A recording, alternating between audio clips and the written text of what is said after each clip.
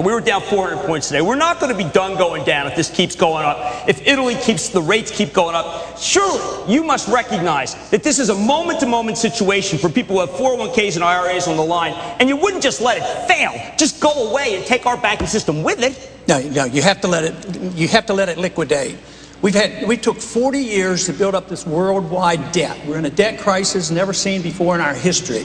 The sovereign debt of this world is equal to the GDP, as ours is in this country. If you prop it up, you'll do exactly what we did in the Depression, prolong the agony. If you prop it up, you do what Japan has done for 20 years. So yes, you want to liquidate the debt. The debt is unsustainable. And this bubble was predictable because 40 years ago we had no restraints whatsoever on the monetary authorities, and we piled debt on debt, we pyramided debt, we had no restraints on the spending, and if you keep bailing people out and prop it up, you just prolong the agony as we're doing in the housing bubble. Right now, Fannie Mae and Freddie Mac are demanding more money because we don't allow the market to determine what these mortgages are worth. If you don't liquidate this and clear the market, believe me, you're going to perpetuate this for a decade or two more, and that is very, very dangerous. Ron Paul, you have said you want to close down agencies. Tell us about your tax plan as well as closing agencies, federal agencies. Where do those jobs go? Well, eventually they go into the private sector. They don't all leave immediately when the plan goes into effect. But what my plan does is it addresses taxes in a little different way. We're talking about the tax code, but that's the consequence, that's the symptom. The disease is spending. Every time you spend, spending is a tax. We tax the people, we borrow, and then we print the money, and the prices go up, and that is a tax. So you have to address the subject of spending. That is the tax. That is the reason I go after the spending. I propose in the first year, cut $1 trillion out of the budget in 5 departments. Now, the other thing is that you must do if you want to get the economy going again is you have to get rid of price fixing. And the most significant price fixing that goes on that gave us the bubble, destroyed the economy, and is preventing this from coming out is the price fixing of the Federal Reserve manipulating interest rates way below market rates. You have to have the market determine interest rates if you want a healthy, viable economy. So you think the economy would be stronger if interest rates were higher right now? You would have more incentive. You would take care of the elderly. They get cheated. They get nothing for their CDs. Why cheat them and give the banks loans at 0%? And then they loan it back to the government at 3%. They're ripping us off at the expense of those on fixed incomes and they retire. Even though higher interest rates would make it much more expensive to borrow mortgages, borrow. What you want is the market to determine this. Whoever thought that one person, the Federal Reserve Board chairman, knows what the money supply should be? Just in the past 6 months, M1 has gone up at the rate of 30%. That spells inflation, that spells lower standard of living and higher prices, and watch out, they're coming. If you repeal Obamacare, what's the answer? Ron Paul. We need to get the government out of the business, and we do need to have the right to opt out of Obamacare, but we ought to have the right to opt out of everything, and the answer to it is turn it back over to the patient and the doctor relationship with medical savings accounts. So I would say that we've had too much government. I've been in medicine. It's gone downhill. Quality has gone down. Prices have skyrocketed because of the inflation, so you need to get a market force in there, but medical savings account. But this mess has been created, it's a bipartisan mess, so it's been there for a while. So what we need is a doctor-patient relationship and medical savings account where you can deduct it from your taxes and get a major medical policy. Prices then would come down. Do exactly what Ron Paul said. I don't always say that, but I'm going to say it right now. My plan of cutting the budget by $1 trillion does deal with Medicaid, and that is that it preserves it, and there is a transition period with a goal that eventually we would hope to move that back into the economy, but right now it would be too much to do it in 1 year. You know, finding $1 trillion was a job and a half, and getting rid of five departments. So yes, my budget takes into consideration health care for the elderly, health care on Medicaid, as well as child health care. At the same time, we deal with the bailouts, the banks, and all the benefits that they get from the financial system, because what we're facing today is the crisis on this housing crisis, if I could just have 1 second on that.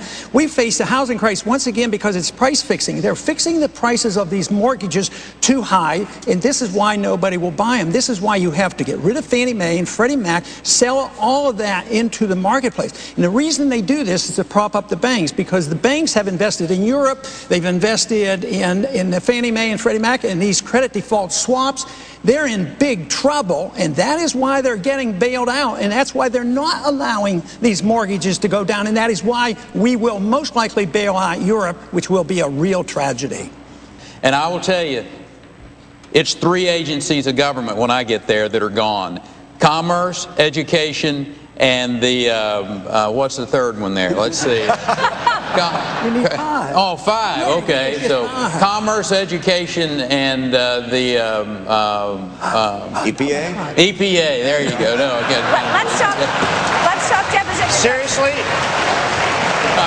Is EPA the one you were talking about? Or? No, sir. No, sir. We were talking about the agencies of government. EPA needs to be rebuilt. There's no doubt about that. But you can't name the third one?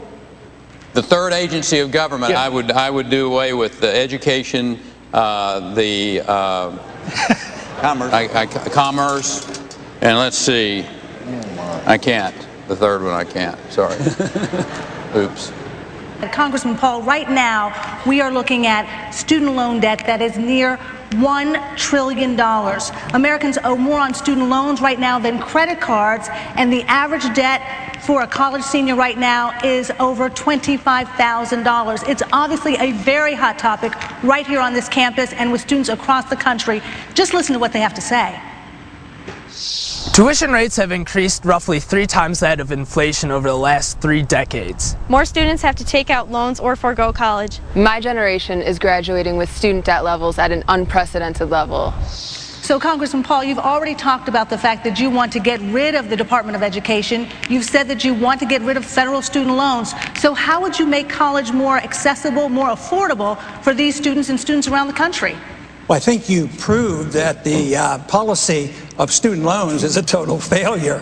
I mean, $1 trillion of debt, and it's going to be dumped on the taxpayer. And what have they gotten? A poor education, and costs have skyrocketed because of inflation, and they don't have jobs. There's nothing more dramatically failing than that program. So, no, there is no authority in the Constitution for the federal government to be dealing with education. We should get rid of the loan programs. We should get rid of the Department of Education and give tax credits if you have to help people. But the inflation is the big problem. 3 times the rate that the government admits inflation is, and that is natural and normal. When governments inflate the currency, it goes in the areas that the government gets involved in. Housing, high prices skyrocket. Stock market, skyrocketing prices. Medical care, skyrocketing. Education. How do they pay for it? How do they now pay for college if they're not? The way you pay for cell phones and computers. You have the marketplace there. There's competition.